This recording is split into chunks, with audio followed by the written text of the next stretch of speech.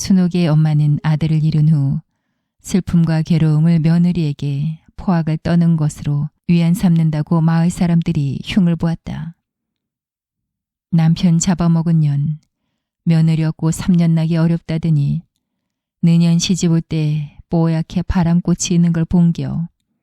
내가 진례 그럴 줄 알았다니께. 순옥의 엄마는 억지를 부리며 며느리를 못살게 굴었다. 시어머니의 폐악에 견디다 못한 그녀는 보따리 하나만 달랑 들고 집을 나가버렸다. 소문으로는 목을 매 죽었다고도 했고 여승이 되었다고도 했다. 아들을 잃은 순옥의 아버진 딸만 5인 것을 늘 한스러워했다. 그는 노상, 아들 타령이었다. 신세한탄을 하는 그가 제일 부러워했던 사람은 아들이 셋인 우리 아버지였다. 그는 술만 마시면 아버지에게 아들을 하나 달라고 농삼아 말했다. 아버진 그러세 하며 가볍게 받아 넘겼다. 그것이 빌미가 되어 그는 불독오빠를 점찍었고 술에 취하면 아버지에게 내 아들 내놓으라고 대들었다. 순옥의 아버진 불독오빠에게만은 지극정성이었다. 순옥도 불독오빠를 오빠라고 부르며 남다르게 따랐다. 그런 순옥에게 불독오빤 냅다 소리 지르기 일쑤였다.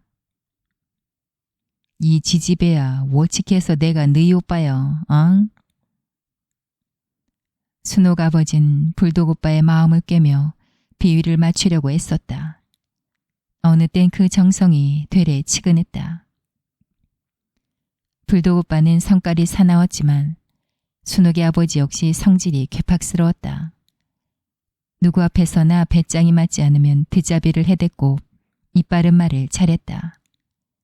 그런 그가 불독오빠에게 유독 정을 주는 것이 이상했다. 그가 가까이 할수록 불독오빠는 내달았다. 불독오빠가 그럴수록 그는 더욱 애달아 했다.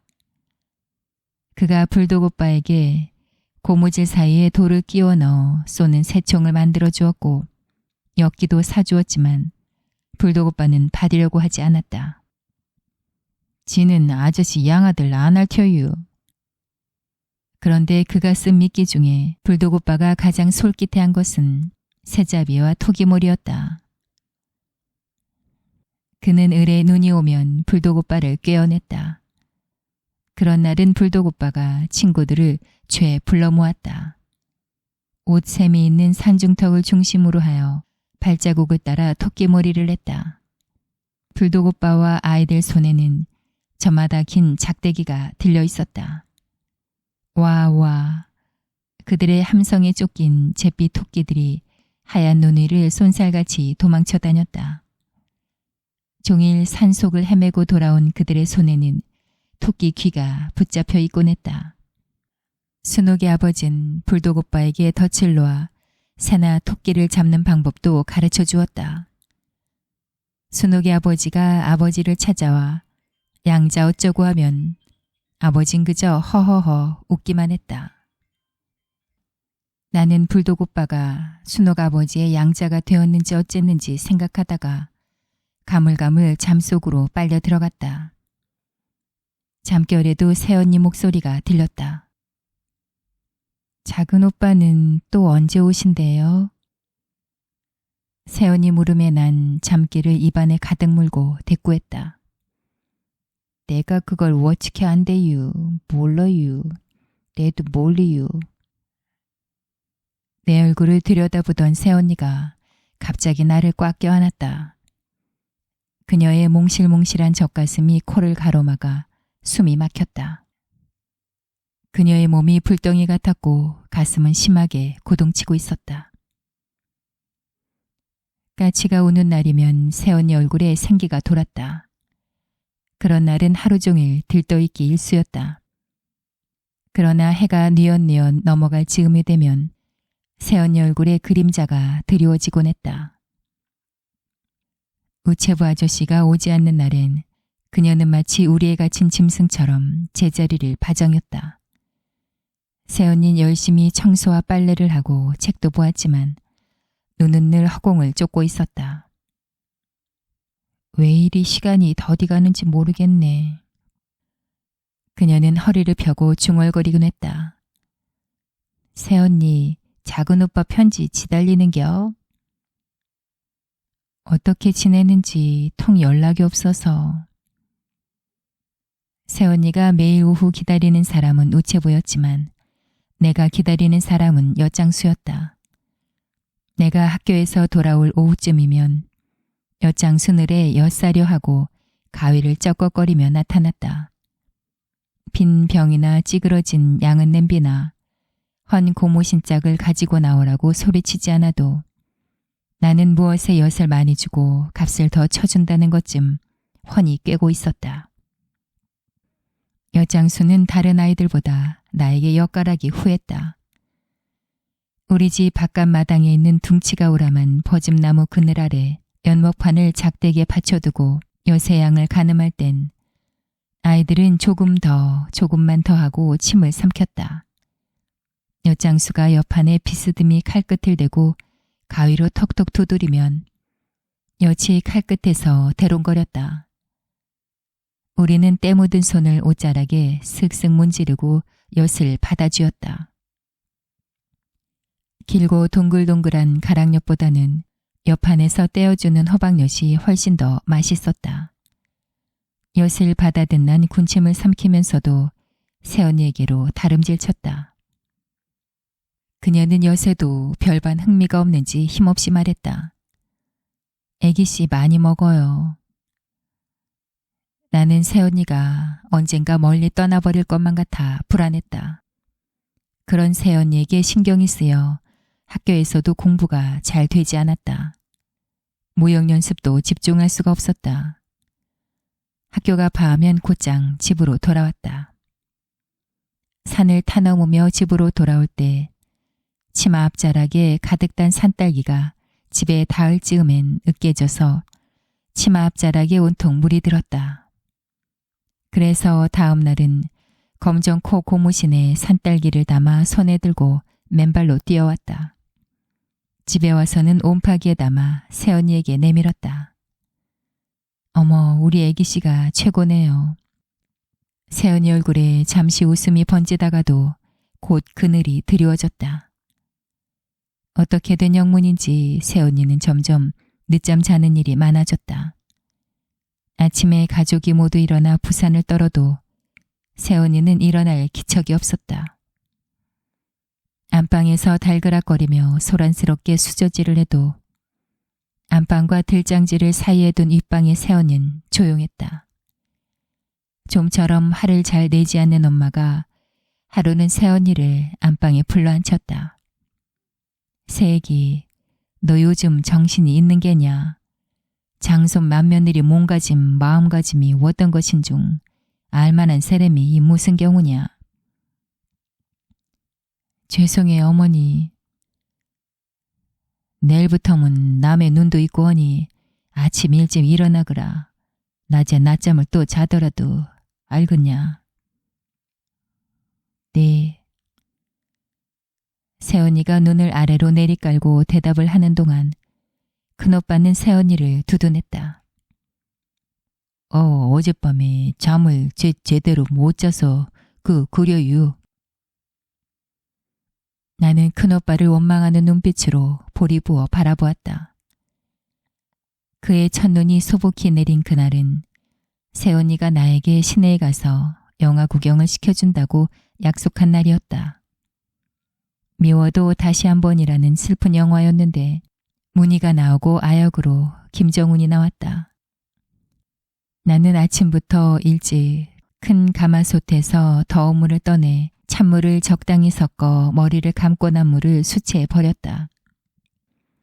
수채구멍에 쌓였던 눈은 미적지근한 물을 뒤집어 쓰고 사각사각 소리를 내며 녹았다. 나는 화롯가에 앉아 화롯불을 뒤적이며 불기로 머리를 말렸다.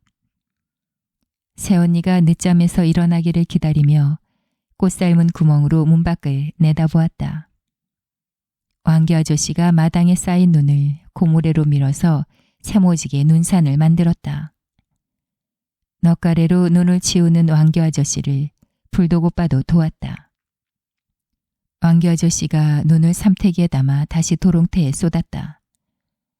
도롱태에 담긴 눈을 리어카에 쏟았고 리어카에 눈이 가득 채워지면 대문방 논에 내다버렸다. 그들은 마당에 군데군데 남아있던 눈도 쌀이비로 말끔히 쓸어냈다. 왕교 아저씨와 불독 오빠가 눈을 다 치워도 큰오빠와 새언니는 일어날 기척이 없었다. 나는 그들이 빨리 일어나기를 기다렸다. 고모가 와서 새언니 늦잠을 목격이라도 하면 집안이 또 시끄러워질 것이었다. 엄마는 집안에 불미한 일이 단밖으로 나가는 걸 무척 경계했다. 가능한 한 집안에선 큰 소리를 내지 않으려고 해서 엄마 혼자서만 끙끙 앓았다. 그런 날이 이어지자 가장 못 견뎌한 사람은 불독 오빠였다. 누구든 우럼니 속 태우는 사람은 가만 안 둘 텐께. 그즈음부터 그는 새언니에게 점차 대범해지기 시작했다. 새언니 앞에서 고개도 잘 들지 못하고 얼굴을 붉히던 예전의 그가 아니었다.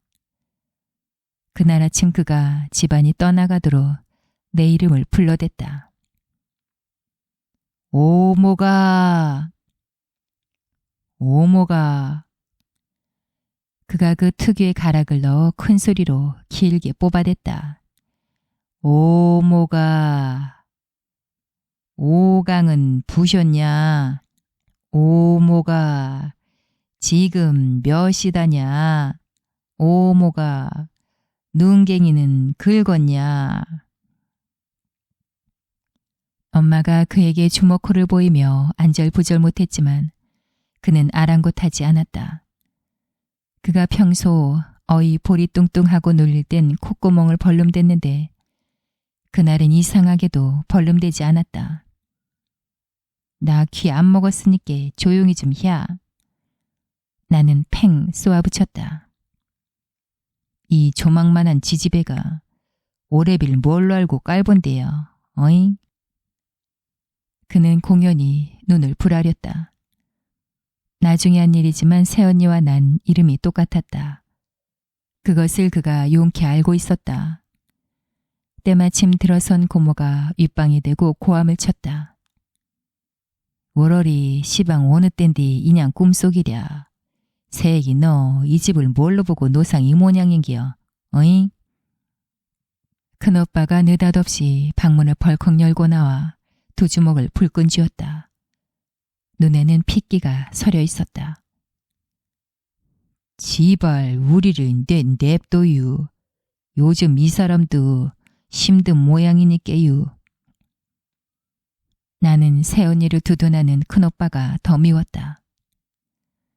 영화 구경을 못해 볼이 부은 난 종일 아무것도 먹지 않았다. 내가 6학년이 되던 해 5월 대학 3학년인 작은 오빠가 방학 때도 아닌데도 친구 셋을 데리고 귀향했다. 작은 오빠는 여느 때와는 달리 눈자위가 움푹 꺼지고 옷매무새가 추레했다. 어떻게든 영문인지 아버지와 엄마는 근심스러운 표정으로 그들을 맞이했다. 그들은 낮보다는 밤에 더 분주하게 움직였고 자기들끼리 수군거렸다. 그러다가 언성을 높이며 서로 격렬하게 다투기도 했다. 그래서 늘 내 말이 옳았어? 이건 아이들 장난이 아니잖아. 목숨이 왔다 갔다 하는 문제라고. 그러자 일행 중 누군가가 말렸다. 자자, 흥분하지 말고 모임에 참여시킬 명단이나 작성하자고. 지금 이럴 때가 아니잖아. 엄마 심부름으로 사랑방으로 인절미와 수정과를 가지고 갔던 난 방문을 밀치고 나온 서울에서 온 한 오빠와 맞닥뜨리고 말았다. 그는 씩씩거리며 외양간 옆에 있는 기둥을 발로 냅다 차는 신용을 하곤 자전거를 끌어내어 거칠게 페달을 밟아대며 마당을 연거푸 몇 바퀴 돌았다. 탈래? 그는 느닷없이 내 앞에 자전거를 바짝 들이미었다. 나는 알 수 없는 어떤 힘에 이끌려 자전거 안장에 올랐다. 자전거는 큰오빠가 짐을 나르는 데 사용하는 것이어서 내가 타기에는 터무니없이 크고 무거웠다. 내 짧은 다리가 페달에 닿기엔 어림도 없었다. 그가 뒤에서 잡아주었다. 옆으로 막 넘어지려고 했을 때 그의 손이 내 복부를 압박했다. 채송화 꽃이 터지듯 알 수 없는 수치심이 아우성치며 밖으로 뛰쳐나왔다. 나는 몹시 당혹해하면서도 수치심과 설레임으로 뒤범벅이 되었다. 얼굴이 화화 달아올랐다. 터무니없이 가슴이 두근거렸다. 그 바람에 자전거는 그만 사랑방 여물솥을 들이받고 고꾸라지고 말았다. 내 허벅지가 시퍼렇게 멍이 들고 가벼운 찰과상을 입었다. 미안해 꼬마야. 나중에 알고 보니 그가 흥기 오빠였다. 세연이는 작은 오빠 일행이 오고부턴 아침 일찍 일어났고 집안 청소도 말끔하게 했다. 파전이나 쑥떡을 만들어 사랑방에 들여보내곤 했다. 얼굴에도 분가루를 칠해 뽀얘졌다. 큰오빠는 예전처럼 친구들을 만나러 밖에 나가지 않았다. 늘 세연이 곁에 그림자처럼 조용히 붙어 다녔다. 어쩌다 작은오빠 일행과 섞이면 큰오빠는 이따금 한쪽 입술을 위로 끌어올리며 어색하게 웃었다. 그 웃음은 갓 살만 얼은 하얀 빨래 같아서 흡사 백치 같았다. 나는 늘 큰오빠가 월남 이야기를 할까봐 조마조마했다. 하루는 저녁 식사 후 모두가 평상에 둘러앉았을 때 큰오빠가 느닷없이 말했다. 내가 월남에서 있었던 뒷만 말이여. 큰오빠가 월남 이야기를 한다는 건 불안하단 징조였다. 그럴 때 큰오빤 유난히 말을 더듬었고 눈동자엔 공포의 빛이 맴돌았다. 19이나 20살쯤 된 청년이 말이여. 저 총에 맞아 배창새가 터져 버렸는데 말이여. 이 양민을 배뚜콩인 줄 알고 쏴버렸다는겨. 저 청년은 엉엉 울면서만 말이여. 차 창새를 자꾸 안으로 우겨 넣는겨. 엄마 하면서 우는디 사람 안장어 걷는겨. 끌어넣은 장새는 자꾸 삐어져 나오고 차만 눈 뜨고 못 보겠는겨. 큰오빠는 기억이 생생한지 부르르 진저리를 쳤다. 병사가 고안에 총탄을 맞은겨. 평소에 이인정이 많고 부하를 아껴주던 장교가 말이여. 그대로 총을 쏴 부하를 죽여버리대. 나는 장교한테 달려들매 왜 멀쩡한 생목숨을 죽이냐고 대든겨. 그랬더니 군홧발로 퍽퍽 이기는겨.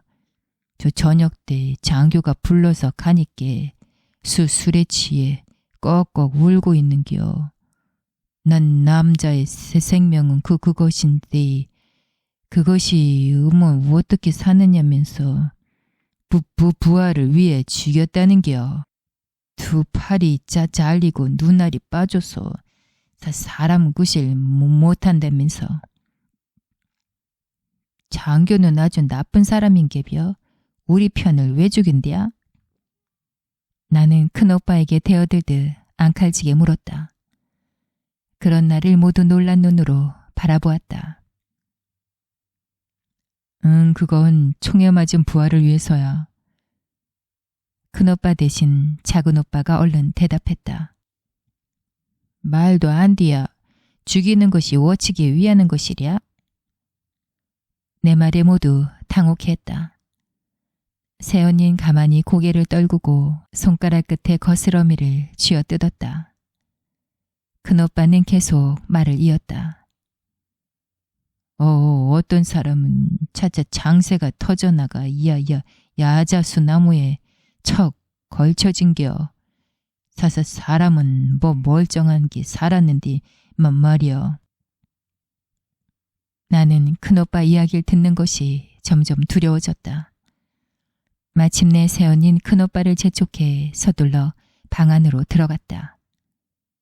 뒤이어 작은오빠와 친구들은 자리에서 일어났다.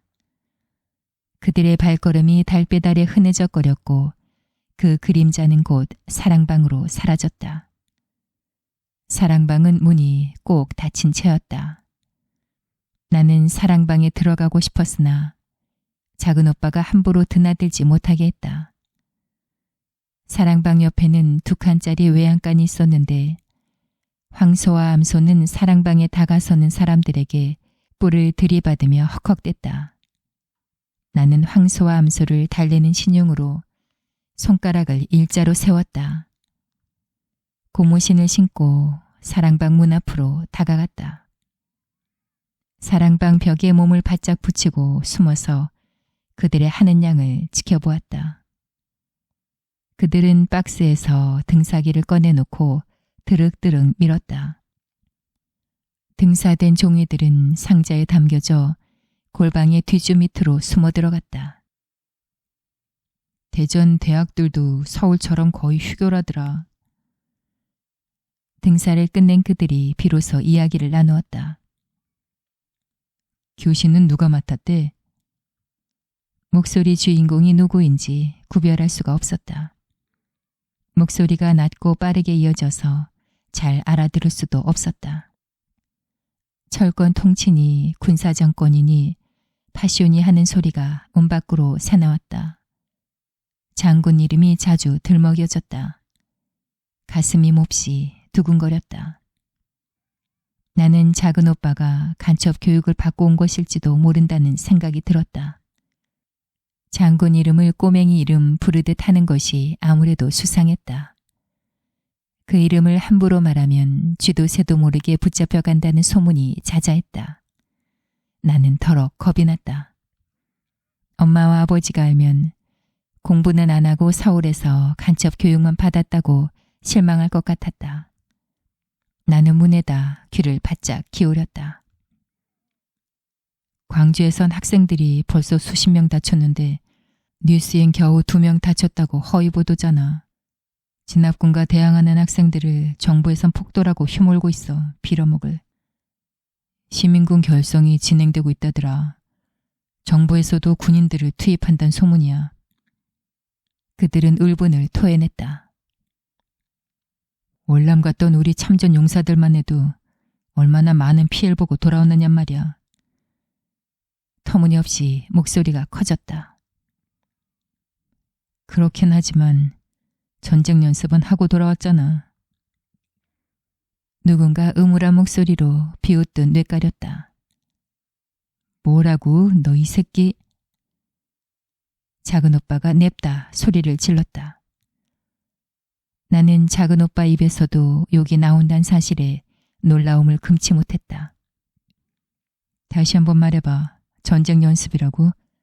우리 형 꼴을 보고서도 그따위 말이 나올 수 있어? 갑자기 방 안 분위기가 험악해졌다. 벌써 멱살을 확 틀어쥐었는지도 몰랐다. 나는 냅다 안방으로 내달렸다. 엄마를 앞세우고 사랑방 앞으로 다시 다가갔다.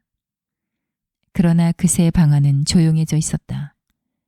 방 안에선 더 이상 아무 소리도 들리지 않았다. 어여 들어와 자거라. 괜히 지망지망 나부대지 말고. 엄마는 끌끌 혀를 차고는 안방으로 들어가 버렸다. 장군을 비방하면 쥐도 새도 모르게 끌려가 죽을 것이라는 말만 머릿속에서 맴돌았다. 남말은 새가 듣고 반말은 쥐가 듣는겨. 말조심을 하라고 타이를 때마다 하던 엄마의 입버릇이었다. 나는 서울 오빠들이 마시고 난 막걸리 통 안으로 그들이 한 말이 숨어 들어간 것만 같았고 그 통을 두들기면 그들의 말이 밖으로 쏟아져 나와 마을 곳곳에 떠돌아 다닐 것만 같았다. 나는 막걸리 통을 살짝 들고 뒷곁으로 가서 물을 가득 채웠다가 왈칵 쏟아냈다.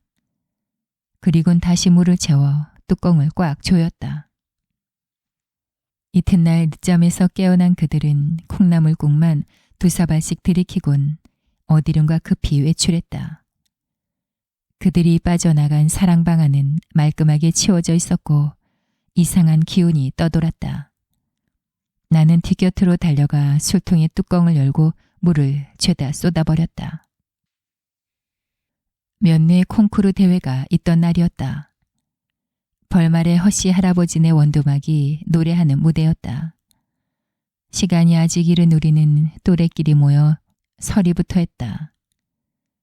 풀밭에 자리를 잡고 서리에 온 토마토와 참외와 수박을 펼쳐놓고 실컷 먹었다. 배가 부른 우리는 노래자랑 장소인 원두막 쪽으로 우르르 몰려갔다. 그런데 앞서가던 우철이가 갑자기 나를 확 잡아 끌었다. 나는 멈칫 걸음을 멈추었다. 저기... 우철이가 가리키는 손끝을 보았다. 그곳은 숲에 가려 잘 보이지 않았다. 우리는 몸을 웅크리고 인기척에 귀를 기울였다. 미루나무와 갈참나무가 마주 바라보며 서 있는 계곡 쪽에서 말소리가 들려왔다. 우리는 계곡 쪽으로 가만가만 다가갔다. 새언니와 한 남자가 마주 앉아 말을 나누고 있었다. 잘 산다는 건 뭘까요? 상대는 잠자코 있었다. 자신에게 정직하다는 것도 따지고 보면 잘 사는 것이 아닐까요? 나는 반가움에 새언니하고 발을 내딛었다. 우철이가 검지를 입술에 세우고 귓속말로 속삭였다. 너네 새언니가 창피해도 좋은겨? 나는 멈칫 걸음을 멈추고 우철이를 바라보았다. 제게 하실 말씀이란... 그새 말소리가 이어지고 있었다. 그들 쪽으로 고개를 돌려 자세히 보니 등을 보이고 있는 사람은 작은 오빠였다. 도련님은 절 기억 못하죠? 무슨 말씀이신지. 명동성당에서 바이올린에다 전단지를... 전단지? 작은 오빠는 한동안 기억을 짜내는 눈치였다. 잠시 침묵이 흐르고 마침내 아, 기억나요 하고 소리쳤다. 그분이 바로 형수님? 어떻게 이럴 수가. 작은 오빠는 흥분해서 새언니 양어깨를 부여잡았다. 그러나 이내 현실을 깨달은 듯 얼른 손을 놓고 침착한 목소리로 물었다. 그때 성당에서 어떻게 그런 생각을 했었죠? 일종의 열등감이었을 거예요. 정의를 위해 위험을 무릅쓰고 뭔가를 하는 분들이 저에겐 선망의 대상이었거든요. 나와는 전혀 다른 세계에 사는 대학생들이 위대해 보이기까지 했고 나도 딱 한 번만 그런 일을 할 수 있다면 내 인생이 달라질 것이란 막연한 동경 같은 게 있었나 봐요. 우리들한텐 잊지 못할 사건이었어요. 제 친구 2명과 서둘러 복사옷을 입고 미사 중에 얼마나 떨리던지. 아마 신부님도 눈치채고 앉아만 있으라고 했을 겁니다. 그런데 그 많은 전단지가 어떻게 그 작은 바이올린 안에 숨을 수 있었던 거죠.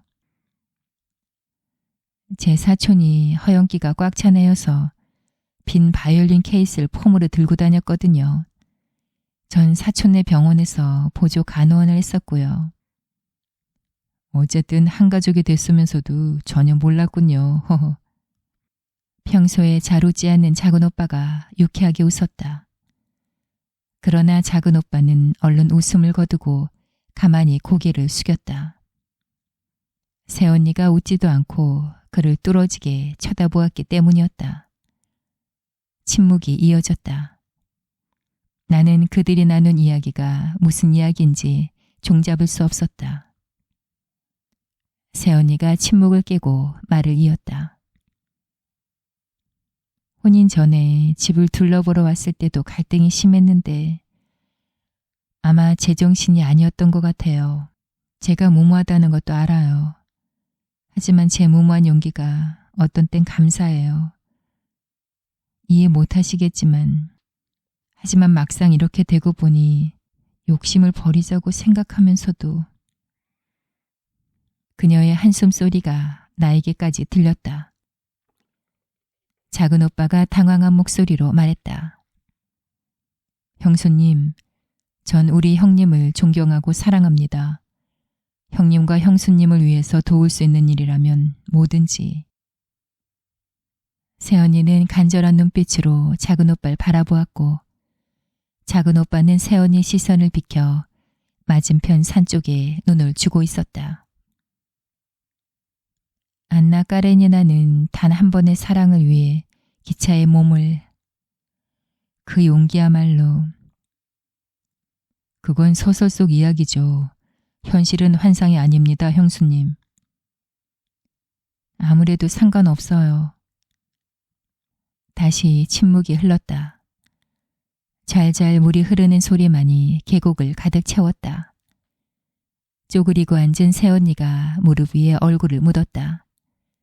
어쩌면 새언니는 울고 있는지도 몰랐다. 작은 오빠는 몹시 불안한 듯 엉덩이를 들썩거렸다. 저는 늘 형님의 순수함 앞에 부끄러워서. 저도 알아요. 그분이 착하고 순수하다는 걸. 하지만 작은 오빠가 서둘러 일어섰다. 전 이만 가봐야겠습니다. 중요한 일로 친구들을 만나기로 돼 있어서 정 어려운 일이 있으면 말씀... 갑자기 말소리가 끊어졌다. 새언니가 와락 작은 오빠 품 안으로 달려들었기 때문이었다. 그녀의 뜻밖의 행동에 작은 오빠가 당황하여 그녀를 거칠게 밀어냈다. 이건 아닙니다, 형수님. 약간 화가 난 그의 목소리가 산울림이 되어 퍼져나갔다. 알아요. 저 같은 거 염두에 없다는 것 좀. 하지만 약속할게요. 그 일을 떠나지 않겠다고. 그러니 제발. 말을 마무리 짓지 못한 그녀가 작은 오빠의 목을 휘감았다. 작은 오빠와 새언니 두 사람은 하나로 포개져 화다닥 흔들렸다. 계곡물이 쏴쏴쏴 흘러내렸다. 꽁이 후두둑 날아오르며 끼드득 끼드득 울어댔다. 내 가슴 속에서 갑자기 번개가 치고 천둥이 울리기 시작했다. 목덜미의 입김을 느낀 난 뒤를 돌아보았다. 우철이가 내 등 뒤에 몸을 바짝 붙이고 있었다. 이 씨부랄 놈이 너... 나는 이바디 사이로 읊조리며 눈을 흘겼다. 우철이 몸이 조그맣게 움츠러들면서 저만큼 물러났다. 나는 콩쿠르 대회로 가는 걸 뒤로하고 산 아래로 뛰었다. 우철이가 금세 나를 따라붙었다. 나는 멈칫 걸음을 멈추고 눈씨를 곤두세우며 으름장을 놓았다. 맹꽁찡꽁 너 알지? 소문내면 죽여버릴게요. 우철이가 잔뜩 주눅이 들어 아, 알았어 하고 고개를 끄덕였다. 새언니의 약속할게요. 그러니 제발 하는 달뜬 목소리가 귓바퀴에 끈질기게 따라붙었다. 나는 산 아래로 마구 달려 내려갔다. 둑을 걸어 개울가에 다다랐을 때 우뚝 발을 멈추었다. 정주사집 맏며느리 말여 하는 말소리가 들려왔기 때문이었다. 개울물에 등목을 하던 마을 아낙네들이었다. 그 집도 참 딱하게 겨 맏며느리 잘못 들어오면 3년을 넘기기 힘들다는디. 그 샥시 질레 살까 싶지 않은 게 영. 아, 잔칫날 안 본겨. 뽀얗게 바람꽃이 일던 순옥이네 잔칫날도 봤잖남. 수군대던 아낙네들이 내 인기척에 놀라 당황하며 말을 뚝 끊어버렸다. 오목이 어디 갔다 온다네.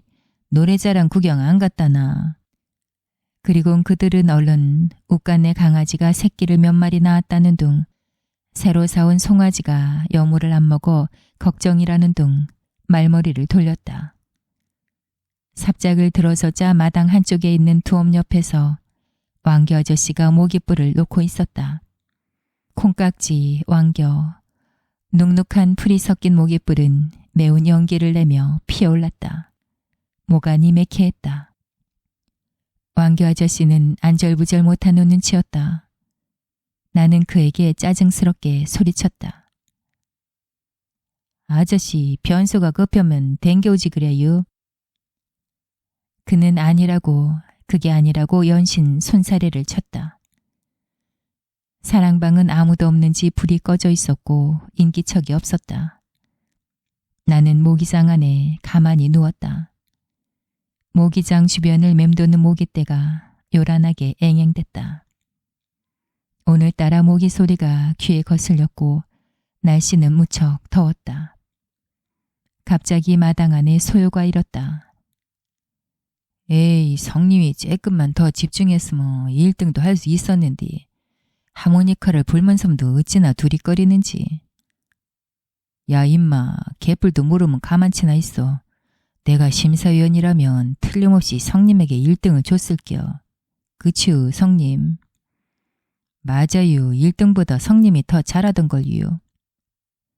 불독오빠와 뱁새와 무거리 장딱 패거리들이 큰오빠를 앞세우고 들어와선 떠벌렸다. 큰오빠는 아마 원두막의 밝은 불빛 아래 서서 눈을 지그시 감고 소리를 뽑으며 사람들을 감동시켰을 것이다. 쯔쯔, 참 안 됐어. 똑똑하고 번듯하던 사람이 그만. 하고 마을 사람들은 또 혀를 찼을 것이다. 불독오빠 패거리들은 큰오빠를 둘러싸곤 다시 하모니카를 불어보라고 야단이었다. 큰오빤 겸연쩍게 웃으며 호흡을 가다듬었다. 그리곤 조심스럽게 하모니카 입에 갖다 댔다. 하모니카 소리가 가느다랗게 흐느끼듯 높게 올라갔다가 산 아래로 미끄럼을 타듯 내려왔다가 다시 골짜기로 거슬러 올라가듯이 흘러나왔다.